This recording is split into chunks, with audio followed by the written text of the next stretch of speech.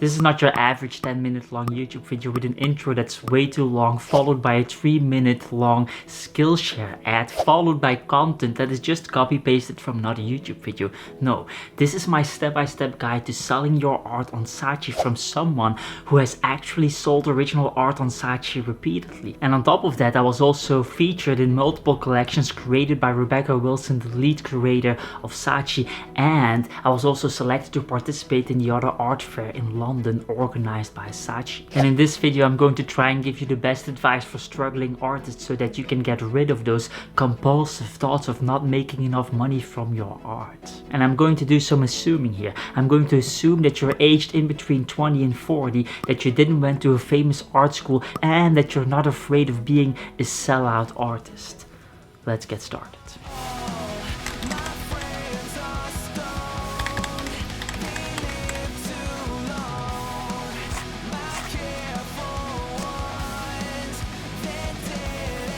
The first step in selling your art on Saatchi is making sure that you are making art that people want to buy. You simply cannot sell stone salad to human beings who don't even eat stones and only want to buy chicken salad. And the sad truth is that the majority of artists on Saatchi are making the equivalent of stone salad. They are making beautiful art, but they don't actually know if that art's in line with the market, with the demand in the market, and if that art is art that people actually want to pay money for. And so how do you make sure that you are making art that people are interested in and that people want to pay money for? Well, you simply make sure that your art is inspired by art that sells really, really well. And finding art that sells really well is actually very simple. You simply go to the Saatchi website and then you select all the artworks that are selling very well. And so what you do is you go to the homepage and you go to the featured sections, the artists to watch sections, the bestseller sections and things like that. And then you scroll through that and you screenshot all the artworks that capture your attention, that you are attracted by, and then you put them in a folder for later. And then you want to do that on a monthly basis for several months. And then once you have that folder with all the artworks that sell very well, then you just simply have to make art that is very similar to that art. You kind of copy paste it to some extent with giving it your own twist so that nobody actually thinks that you stole the artwork.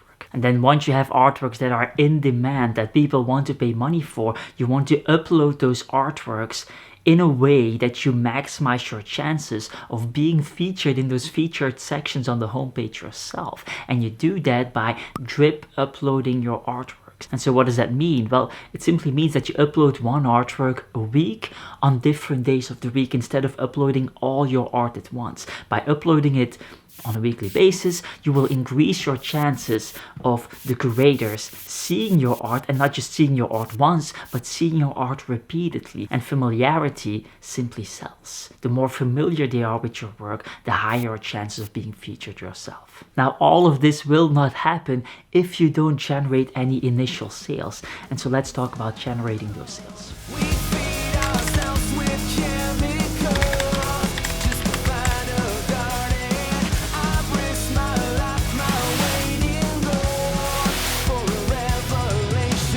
In the second step, you want to drive traffic towards your artworks on Saatchi, because if nobody sees your art, nobody's going to buy your art. And this is where most artists make the first big mistake. They simply assume that by uploading their art, curators will notice it and will feature their art, but this is not going to happen if they don't get those initial sales. And in order to get those initial sales, they simply think that by having SEO strategies, the traffic from the website will naturally land on their art, and then those people will buy their art. But the reality is that these websites have way too many artists on them and definitely not enough traffic to make these strategies valid. And so you will have to drive traffic yourself. Now, the best way to drive traffic without spending money is through social media. But most artists don't have huge followings. And so for most artists, this means that they have to build a social media presence, build an audience out that they can then drive towards Saatchi. And admittedly, this is very hard. It took me years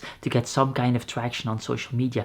And the reality is that explaining how I get millions of views on some of my videos would take me several videos. And so I can't really do that. But I can give you my best tip for beginner artists who have less than 2,000 followers. customers. The number one tip is to not make content about your art because nobody is interested in your art yet. And so what you have to do is make content in line with an existing demand in the marketplace. Make content that people want to watch. And the most common ways to do that, to provide value towards the audience, is to either make educational content or entertaining content. And so with educational content, we are thinking about how to make gesture drawings, or why Da Vinci is better than Michelangelo, or how to mix colors. And with entertaining content, we obviously think about massive edits with jokes and just the kind of video that you want to watch on a Friday evening. And so the key here is to make content that brings value to the audience. It might be worth watching this section again because according to my poll, 77% of artists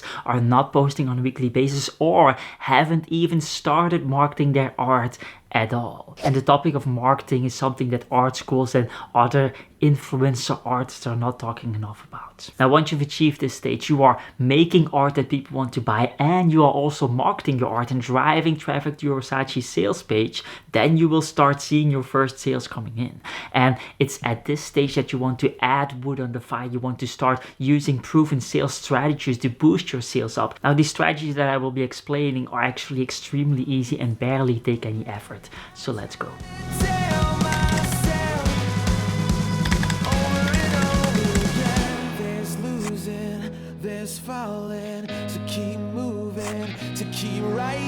In the third step, you are going to use proven sales strategies to boost your sales up and sell more art. And the first strategy is creating scarcity. You've seen this before on the website, one left in stock, and suddenly you feel like you have to buy it because there's only one left in stock. This is scarcity. And you see this on big companies like Amazon, for example, who clearly have stock left on their own products. They know that these products sell well, so they have stock, and yet there's one left in stock or two left in stock. Well, that's a lie. And why do these companies lie about these things? So obviously we know that as customers. They lie about it because it's so goddamn effective.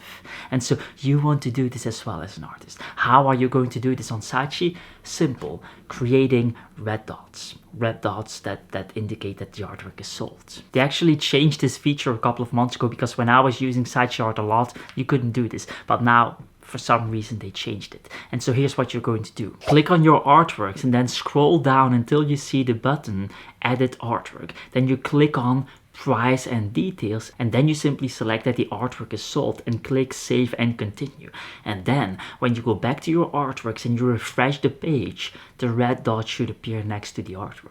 Now I will quickly go back and undo all of this because this strategy is actually something that I don't use myself anymore for reasons I'm not going to go into. But if you're a beginner and you can't drive traffic or you cannot drive traffic to your sales page, then you want to do this. The second trick that you want to use is to make sure that you make it as easy as possible for your customer to achieve their dream outcome. Let me give you an example. Let's say you have a customer that wants to buy an artwork to make their home look more luxurious. They want to make their home look more modern.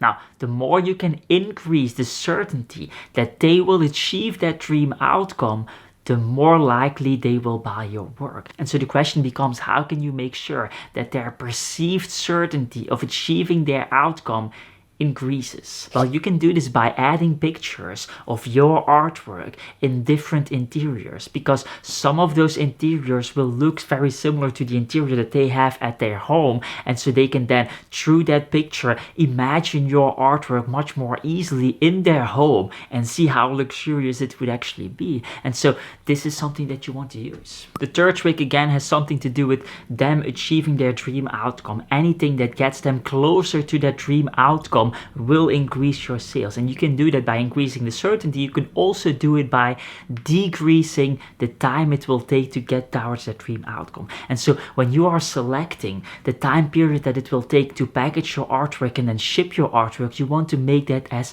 quickly as possible on a very strict deadline, and do the best you can to make sure that you ship it as quickly as possible. Here's the thing, a lot of these customers will have deadlines. They want to buy something as a birthday gift, and the birthday is 2 weeks from now. And if the packaging and delivering takes 3 weeks, then they will not buy your work. Or they have something else. They have a particular dinner planned and they want to have a new piece that fits the room, something like that, and they want to have it before the dinner. And so these things are real. You have to take those things into account. And on top of that, and this is very important, Saatchi also knows this. And so the creators that are selecting work to be featured on the homepage are using this. They are taking this into account. And if an artwork takes too long to deliver, they will simply not take that artwork and put it on the homepage featured. And so you're missing out on that huge opportunity. The fourth trick I want to share with you guys is a mindset trick. When you are hearing these things like faking red circles or making art that is in line with what people want to buy and things like that, you might feel a little bit disgusted.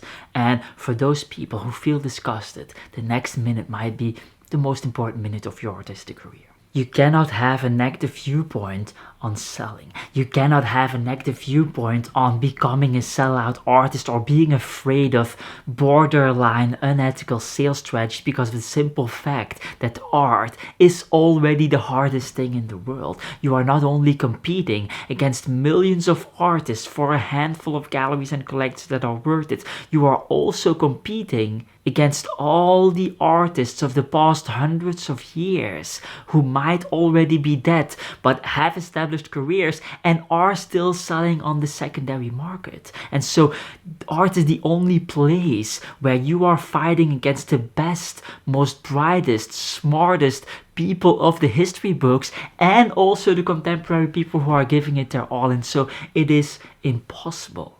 If you are adding to that impossibility contempt for the sales process or negative feelings about borderline unethical things, then you will be a starving artist for the rest of your life. And so, as hard as this might sound, stop complaining and start doing what's necessary. And the best way to start doing what's necessary is to dive into Saatchi and learn as much as you can possibly learn about the platform.